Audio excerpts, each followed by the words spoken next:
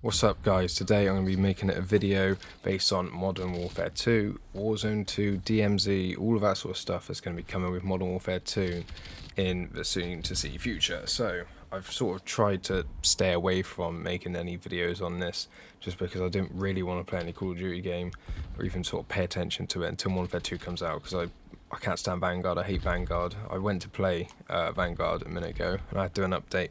I had to do an update with Cold War as well, but the Cold War update was like 300 megabytes, and there's an update for Warzone as well, and I can't be asked.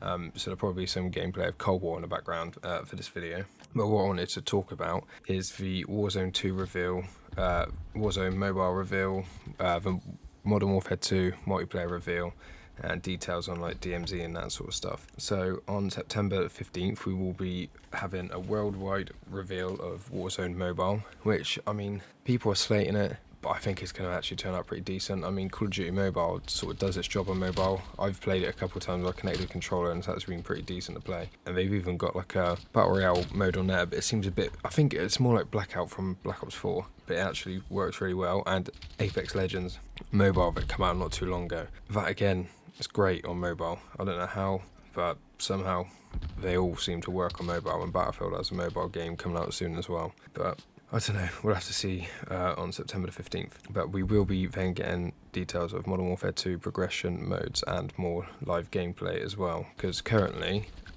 there's a map called Grand Prix that's been going about where some content creators have had early access, where they've basically gone on site and they've been able to record it, capture footage, all that sort of stuff, and they can release the footage soon, I'm pretty sure. But that's the map we'll be getting in the beta. The beta will be available, well, first weekend of the beta will be available for early access people on PlayStation, September 16th to the 17th, and then the open beta for PlayStation is September 18th to 20th.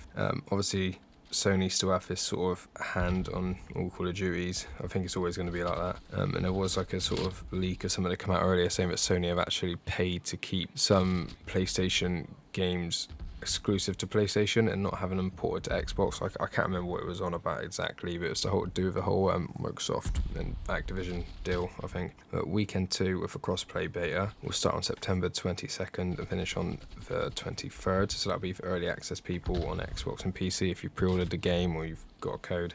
And it will also obviously be open beta for the PlayStation players again, and then it'll be open beta for all platforms on September the 24th to the 26th. So that's coming pretty soon, and the beta's happening not long before launch as well, which is a bit worrying because that's exactly what happened with Modern Warfare. And obviously the beta, I thought Modern Warfare was great, and then when the full game came out it was just disappointing. We played some decent maps on the beta. They weren't the best, but they were decent enough to sort of get through. So I'm hoping this time Infinity Ward sort of learn from their lessons. Activision don't publish this. Well, they're going to publish it anyway, aren't they? But if it's not ready, just don't force anything. But yeah, September the 15th we'll be getting the full multiplayer reveal for Modern Warfare 2. We will be getting a Warzone 2.0 reveal as well, which most of you probably know. That's just a whole clean new slate for Warzone, so everything from Warzone 1. Not going to carry over, nothing completely different, completely separate, and I hope, well, I'll tell you what, I'm actually going to check it now. Engine owning. Yeah, so currently their Modern Warfare and Warzone cheat is updating, but their free wall hacks ESP up to 100 meters is still undetected. So, and their cheat on Vanguard's undetected currently as well. With the new Warzone 2.0 and Modern Warfare 2, they seriously beef up Ricochet because it just doesn't work, or just admit that they need help and have help from another decent sort of a decent anti-cheat system. And because it's going to be releasing on Steam this time too, Modern Warfare 2, Steam does sort of have like an anti-cheat built in. I'm hoping that they sort of can work their way around it and sort of prevent the cheaters as much as they can. But I mean, if engine owning work out a cheat and it still bypasses everything that it still currently is, and it's up and running. They haven't been detected, I don't think, since March last year. So that's like over a year and a half of the cheat being undetected. And when there's a new update, they just basically disable the cheat and then reimburse the people that have bought it for the time it's been down. So I'm hoping that they seriously buck their ideas up and just sort the whole cheat system out. Because that's the main reason why I don't play Warzone in a minute as well. Not only it's boring, but there's just so many cheaters, and because cheating's free now, it's just more and more of an occurrence. It's hard to tell as well. People with ESPs, they can easily hide it, because I could be running around ESP playing in a squad of 4 people and just tell the other 3 people where it is, sorry, where the enemies are, and just not even look in their direction. But yeah, we are also going to be getting, so I said about the rumour that Modern Warfare 2's new DMZ mode was going to be free. I'm not sure why that this rumour was circulating around saying it's going to be free. I know there were game files that found, and people leaked it, and people found out it was going to be like a Tarkov-like game mode, but it hasn't confirmed it will be paid for with the game. Yeah, I'm sort of really hoping Warzone 2 is just a really optimized better as well. Not only the anti-cheat actually works, but the game is properly stable, because Warzone is at the minute, it's just horrific.